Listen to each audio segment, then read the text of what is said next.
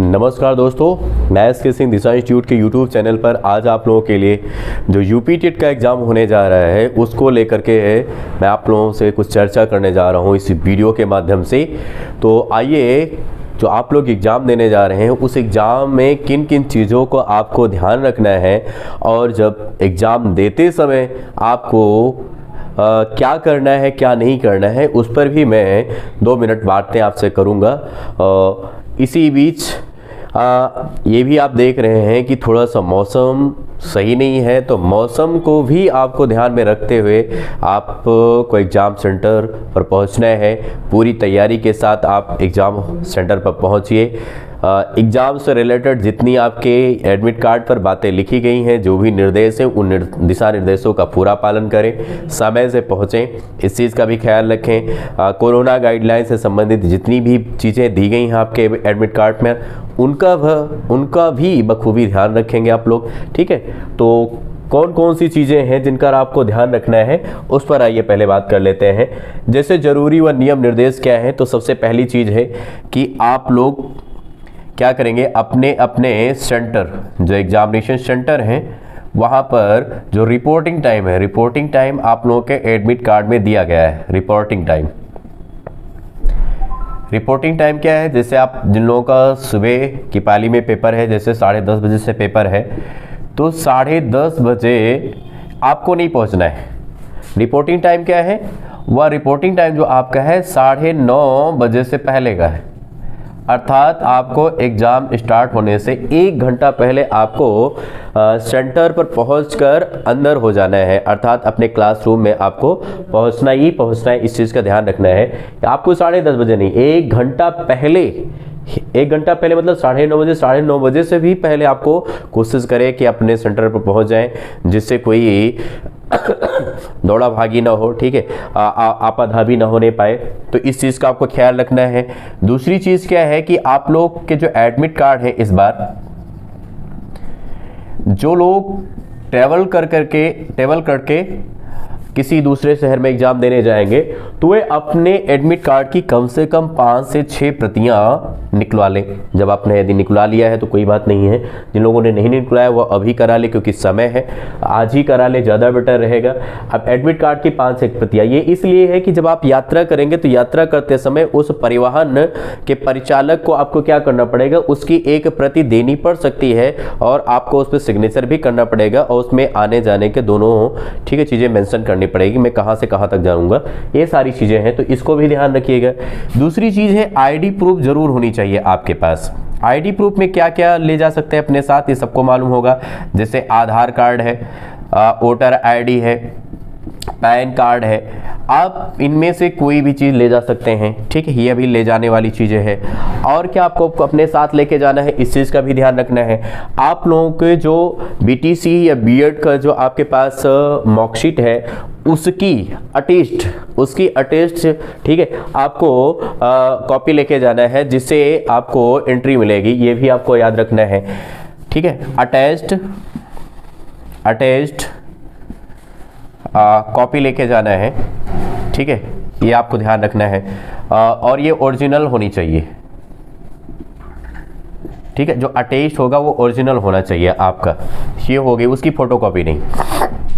ये तो हो गया, ये सब चीज़ें हो गई। साथ साथ में मास्क का तो बिल्कुल ध्यान रखेंगे। बिना मास्क के हो सकता है आपको सेंटर पर अंदर जाने न दिया जाए, लेकिन रोकेंगे नहीं, क्योंकि ऑलरेडी एडमिट कार्ड में मेंशन है। तो मास्क भी आप लोग क्या है पहन कर जाएंगे, ठीक है। और अपने साथ कोशिश कीजिए काठो साथ में भी लेकर के जाएं। ये सैनिटाइजर कोई मस्ट नहीं है, लेकिन साथ में ले जाएंगे तो कोई, ठीक है, बुरी बात भी नहीं है। अब क्या नहीं ले जाना है, कोई किसी भी प्रकार की आपको इलेक्ट्रॉनिक डिवाइस नहीं लेके जानी है। किसी भी प्रकार के इलेक्ट्रॉनिक डिवाइस आपको नहीं ले जानी है, जैसे फ़ोन हो गया, टैबलेट हो गया, लैपटॉप हो गया, कोई भी किसी भी प्रकार की आपको इलेक्ट्रॉनिक डिवाइस, ना तो एनालॉग वॉच वगैरह आपको लेके जाना है, ना डिजिटल वॉच वगैरह, कुछ भी नहीं लेके जाना है। बस अपने साथ कोशिश करें, क्योंकि सर्दी का मौसम है तो गर्म पानी वगैरह बोतल वगैरह में, लेकिन वो भी ट्रांसपेरेंट होना चाहिए, ठीक है। आपको ले जाने की परमिशन देंगे कि नहीं उसकी तो मैं कुछ नहीं कर सकता है। तो आप सेंटर के बाहर पीकर ही जाइए अंदर, जिससे क्या है आपका स्वास्थ्य अच्छा रहे। ये तो हो गई जरूरी नियम और निर्देश, ठीक है।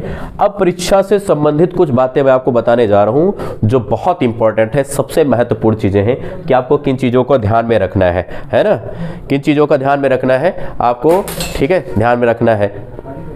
उसके बाद परीक्षा उपयोगी जो बातें हैं वो आपको आइए मैं एक एक करके बताता हूं। परीक्षा उपयोगी बातें जैसे कौन कौन सी हैं, 2-3 चीजों को ध्यान रखना है। जब आप लोग एग्जामिनेशन हॉल में इंटर करेंगे, एग्जामिनेशन हॉल में इंटर करेंगे, उस समय किन किन चीजों का आपको ख्याल रखना है, ध्यान दीजिएगा। सबसे पहले एग्जामिनेशन हॉल में जब जाएंगे तो आपको है एक OMR शीट होगी, अब उसको फिल करना होगा। ऑप्टिकल मार्क रीडर, इसको जितनी केयरफुली आप भरेंगे उतना ही अच्छा आपका पेपर होगा। सोच रहे होंगे इससे पेपर कैसे अच्छा होगा, बिल्कुल होगा। इससे जब आप ध्यानपूर्वक पूरा आप OMR शीट भरेंगे, कोई गलती नहीं करेंगे, कोई त्रुटि नहीं करेंगे, तो इससे आपको एक फायदा ये मिल जाएगा कि आपको जो मनोवैज्ञानिक रूप से जो आपकी सोच है वो पॉजिटिव रहेगी। यदि आप कहीं से छोटी मोटी त्रुटि कर दिए, एरर कर दिए, तो इससे क्या हो जाएगा आपके मेंटल पर एक, ठीक है, ये दिमाग में चलता रहेगा कि मैंने यहाँ पे गलती कर दी है। आप उसको खुरचेंगे या फिर उसको आप गड़बड़ करेंगे तो इससे आपके दिमाग में वो लगातार चीजें बनी रहेंगी, तो पेपर पर आप जो बेस्ट देना चाहिए वो आप अपना बेस्ट नहीं दे पाएंगे। तो ध्यान रखिएगा जो आपकी OMR शीट है उस पर रोल नंबर और प्रश्न पुस्तिका की जो आपके क्या कहते हैं सीरीज है उस चीज का ध्यान रखना है, सेंटर कोड इसका ध्यान रखना है, डिस्ट्रिक्ट कोड इसका ध्यान रखना है, और आपको यदि कहीं सिग्नेचर करने के लिए तो सिग्नेचर करना, हो सकता है सिग्नेचर वैसे आता नहीं है तो उस चीज का ध्यान रखना है, सेंटर कोड वगैरह, ठीक है। ये सारी चीजें हो गई। प्रश्न पुस्तिका का क्रमांक भी शायद पड़ता है कुछ OMR शीट में, तो उसको भी आपको डालना रहेगा, इस चीज का ध्यान रखिएगा। उसके बाद जो अटेंडेंस शीट आती है, अटेंडेंस शीट पर भी आपको क्या करना है, सिग्नेचर करना रहता है, थंब लगाना रहता है, OMR वगैरह फिल करना होता है, सर्कल करना हो। तो MR फिल करते समय जो सर्कल करेंगे तो उस चीज को जो आप ऊपर एक पूरा MR का टेबल दिया होता है, तो ऊपर क्या है डिजिट आपको लिखनी रहती पहले, उसके बाद नीचे दी गई जो डिजिट होती है, ऊपर जो आपने डिजिट फिल की उन्हीं डिजिट को क्या है सर्कल करना होता है। तो सर्कल करते समय क्या है कोई भी डिजिट आपकी गलत ना भरी जाए, इस चीज का भी ध्यान रखना है दोस्तों, ठीक है। आई होप आप लोग इन सब चीज़ों का अच्छे से ध्यान रखेंगे और मेरी इस बात का भी ध्यान रखेंगे, जब आप सेंटर पे जाएंगे आपको याद रहेगी। यदि आपने कोई भी डिजिट भरा है, सपोज दैट यहाँ पे 8 है, यहाँ पे 7 है, यहाँ पे 6 है, यहाँ पे 5 है, यहाँ पे 4 है, तो आप 8 वाले ही ऑर्डर में जा करके आप 8 को सर्कल करेंगे, ना कि फिर जब 7 सर्कल करेंगे तो क्या करेंगे इसी वाले कॉलम में कर देंगे। 8 को 8 7 7, ठीक है, जो जहाँ पे डिजिट लिखी है उसी डिजिट को उसी के नीचे जा करके आपको क्या है सर्कल करना है, फिल करना है, ध्यान रखिएगा। और तो ये बात हो गई एग्जामिनेशन हॉल में आप जब जाएंगे तो OMR कैसे फिल करेंगे, ये हो गई। अगली बात कौन सी होगी जिसका आपको ध्यान रखना है, जब आप पेपर हल कर रहे होंगे, जब पेपर हल करेंगे, ठीक है, जब पेपर हल करेंगे उस टाइम क्या करना है आपको, आप जितने भी क्वेश्चन अटेम्प्ट करना चाह रहे हैं, सपोज दैट 1 से लेकर के सपोज क्या सही है 150 क्वेश्चन टोटल होंगे। इन 150 क्वेश्चन को हल करते समय जाहिर सी बात है आपको जरूरी नहीं कि सारे क्वेश्चन आपको आते होंगे। अब जब आप पहला क्वेश्चन सॉल्व करने बैठ गए सपोज दैट, और उसमें 4 ऑप्शन दिए गए हैं A, B, C and D। अब इसमें से आपको एक सिलेक्ट करना है जो आपका क्वेश्चन है। सपोज दैट आपको पहला ही क्वेश्चन क्या है, लग तो रहा है कि मुझे आ रहा है, लेकिन आप थोड़ा कंफ्यूज हैं 1-2 ऑप्शन को लेकर के। तो यहाँ पर जब 1-2 ऑप्शन में आपको कोई कंफ्यूजन होती है, थोड़ी बहुत आपको दुविधा होती है, तो ऐसे टाइम में जिनमें हो रही है उनको छोड़ करके बाकी को आप क्या नेगलेक्ट कर दो। सपोज दैट आपको A लग रहा है या C लग रहा है, तो आप B और D को उस समय तुरंत क्या कर दो, क्रॉस कर दो, उसको एलिमिनेट कर दो, जिससे फिर आपको A, C में ही आंसर चूज करना हो, ना कि अब आपका ध्यान B और D की तरफ जाना चाहिए। इससे समय भी बचेगा और आप सटीक आंसर की तरफ बढ़ जाएं, क्योंकि अब 50% पूरा चांसेस है दोस्तों कि आप आंसर सही ही टिक करेंगे। तो ऐसे में आप जब उस क्वेश्चन को हल कर रहे हैं, 2 में से कोई एक आपको लग रहा है जो आपके दिमाग में पहली बार क्लिक करता है, फिर वही क्वेश्चन वही आंसर सही होगा, दूसरा सही नहीं हो सकता है। क्योंकि अवचेतन मन में जो आपकी पहली बार पढ़ी हुई चीज़ें होती है या 1-2 बार पढ़ी हुई चीज़ें होती हैं, और जिनका आप रिवीजन नहीं करते हैं, वो सारी चीज़ें अवचेतन मन में चली जाती हैं। तो अवचेतन मन इशारा करता है कि A सही है तो A ही सही है, फिर आप C छोड़ दीजिए, फिर A को ही टिक करके आप आगे बढ़ जाइए, कि जिससे आपका समय बचे और आप ज़्यादा फिर अपने अपने साथ असमंजस या दुविधा की स्थिति लेकर न चलें, जिससे क्योंकि समय सीमित रहता है, सीमित समय में है आपको 150 मिनट में 150 क्वेश्चन करने होते हैं, क्योंकि इसमें मैथ भी है, मैथ थोड़ा ज़्यादा समय टाइम टेकिंग है, तो वहाँ पे इस चीज़ का आपको ध्यान रखना है। चलिए, तो ये हो गया पेपर हेल्प करेंगे तो उसमें एलिमिनेशन स्ट्रेटजी का ध्यान रखेंगे, और उसमें ध्यान भी नहीं रहता है, इसलिए मैं पहले से आपको बता रहा हूँ कि वीडियो जब देख लेंगे तो आपको इस चीज़ की टेंशन नहीं रहेगी कि हाँ मुझे ये कैसे करना है, इसलिए मैं पहले बता दे रहा हूँ कि आप लोग एलिमिनेशन स्ट्रेटजी का जरूर ध्यान रखेंगे। कोशिश करिए जहां पर कोई टाइम टेकिंग क्वेश्चन है, सपोज दैट कोई अगला क्वेश्चन कर रहे हैं और वो टाइम टेकिंग है, तो टाइम टेकिंग क्वेश्चन को आप कोशिश करिए उसको सर्कल कर दीजिए, उसको क्या कर दीजिए, क्वेश्चन मार्क उसके सामने लगा दीजिए जो टाइम टेकिंग क्वेश्चन है। आप लग रहा है कि हल नहीं हो रहा है और उसको 2-3 बार पढ़ना पड़ेगा, तो पहली बार में क्या करिए, जितना एक बार में पढ़ करके आपका सही हो रहा है वो सही करते चले जाइए, और जो लग रहा है कि ये मुझे नहीं लग रहा है कि इसका आंसर क्लियर क्या होगा, उसको क्वेश्चन मार्क करके आगे बढ़ जाइए। फिर बाद में आप क्या करिएगे, और OMR शीट भी फिल करते चाहिए। फिर बाद में आपको करना क्या रहेगा, जितने बचे हुए क्वेश्चन मार्क वाले क्वेश्चन हैं उनको आप पलट पलट करके फिर से क्या है सही करते जाइए, क्योंकि नेगेटिव मार्किंग है नहीं, तो बचे हुए जो आपके क्वेश्चन है उनको दोबारा सॉल्व कर डालिए। तो उम्मीद यही हम करते हैं कि आप लोग जब ये स्ट्रेटजी अपनाएंगे तो आपको जरूर इसका फायदा मिलेगा, नो डाउट, निसंदेह आपको फायदा निश्चित ही पहुंचेगा। ये मुझे पूरी आशा है कि आप लोग यदि ऐसी स्ट्रेटजी अपनाएंगे तो कम से कम मान के चलिए दोस्तों 150 में से आप 10 से 15 ऐसे क्वेश्चन सही कर सकते हैं जो आप यह स्ट्रेटजी अप्लाई नहीं करेंगे तब हो सकता है कम सॉल्व करें। यदि इस रणनीति के तहत आप क्वेश्चन सॉल्व करेंगे तो आप 10 से 15 क्वेश्चन ज़्यादा सॉल्व कर सकते हैं। जरा सोचिए, जिसके क्वेश्चन मुश्किल से 75 सही होंगे उसके 10 ज़्यादा सही हो जाए तो कितने हो जाएंगे, 85 हो जाएंगे, और जिसके 80 सही हैं उसमें 10 या 15 जोड़ दीजिए, 10 या 15 जोड़ दिए, कितने हो जाएंगे, 90 या 95 क्वेश्चन ज़्यादा हो जाएंगे दोस्तों, 90 या 95, अर्थात आप लोग टेट क्वालिफाई कर जाएंगे। तो स्ट्रेटजी बहुत बड़ी चीज़ होती है किसी भी परीक्षा के लिए। तो ये तो हो गई क्या है परीक्षा उपयोगी बातें, ठीक है। गोला भरते भी समय आपको ध्यान रखना है कि आपने जो आंसर ऑप्शन सेलेक्ट किया है वही ऑप्शन क्या सर्कल कर रहे हैं, इस चीज़ का बखूबी ध्यान रखते हुए आप लोग गोला भरेंगे, ठीक है। ये तो हो गई परीक्षा उपयोगी बातें।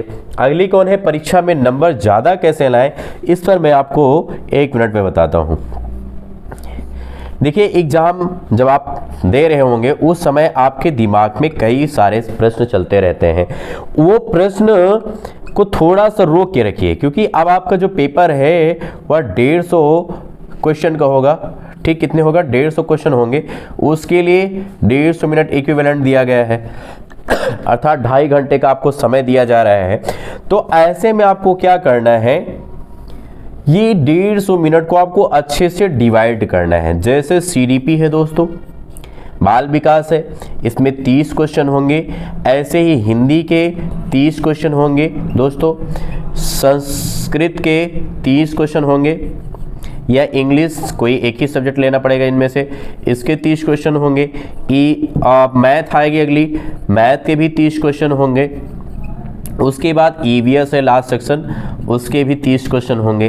अब आपको क्या करना है, जब आप CDP सॉल्व करेंगे तो CDP के लिए टाइम डिवाइड करिए कि मुझे 150 मिनट में से कितना समय CDP को देना है दोस्तों। चलिए,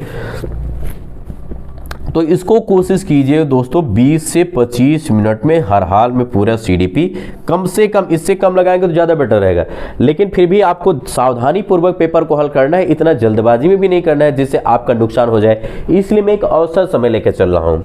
ऐसे ही हिंदी को भी आप 20 से 25 मिनट के अंदर सॉल्व करके, क्योंकि आप पैसेज वगैरह होते हैं, संस्कृत के लिए भी यही टाइम जरूरी है, इतने में आप कर दीजिए, ठीक, संस्कृत हो या इंग्लिश, क्योंकि पैसेज वगैरह होते हैं दोस्तों। EVS में थोड़ा सा मैटर कम होता है, क्वेश्चन भले 30 होते, तो इसको आप लोग कोशिश करिए 15 से 20 मिनट में कर डालिए। यदि मैं औसत इसका लूँ तो कितना टाइम बन रहा है, अभी मैथ नहीं आपके सामने रख रहा हूँ, कितना हो गया, 20, 40, 20, 60, 15, 75, फिर भी 75 मिनट आपके लिए बच रहे हैं, अर्थात 1 घंटे से ज़्यादा का समय आपके लिए मैथ के पास बच रहा है। ये वाला यदि मैं लूँ 25, 25, 50, 25, 75, 20, कितने हो गए, 95 हो गए।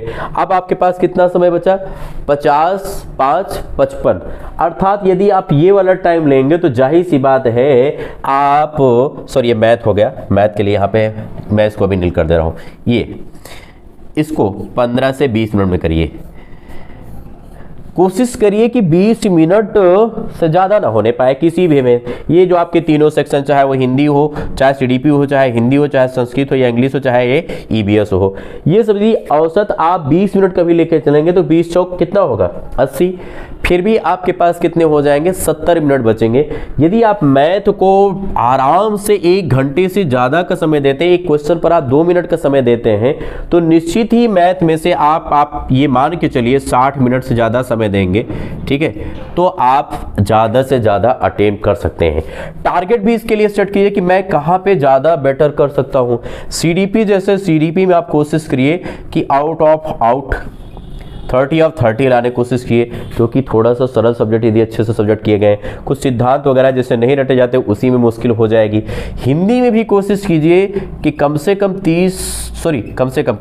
मैक्सिमम 30 लाइए ही लाइए, टारगेट इतना लेके चलिए ही चलिए, क्योंकि आपको जनरली 90 से ऊपर लाना ही लाना है। ऐसे ही संस्कृत में, इंग्लिश की मैं बात करूँ तो थोड़ा सा मैं यदि कम मान लूँ तो 25 प्लस स्कोर करिए ही करिए, 30 में से कितने 25 प्लस स्कोर कीजिए।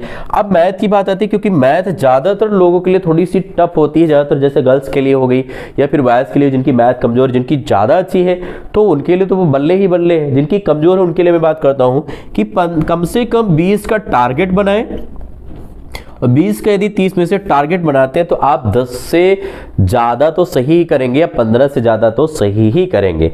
फिर ईवीएस की बात आती है, ईवीएस भी थोड़ा लंबी सब्जेक्ट है क्योंकि इसका कोई और छोड़ नहीं होता है, तो यहाँ पे भी मैं 20 प्लस या 20 to 25 मान के चलता हूँ कि इतने यदि आप सही कर लेते हो, 20 भी सही कर लेते हैं, तो मैं यहाँ मोटा तौर पे यदि मान लो कि आप मान लेते हैं यहाँ पे ले आते हैं 25 नंबर, यहाँ पे भी 25 औसतन लेके आते हैं।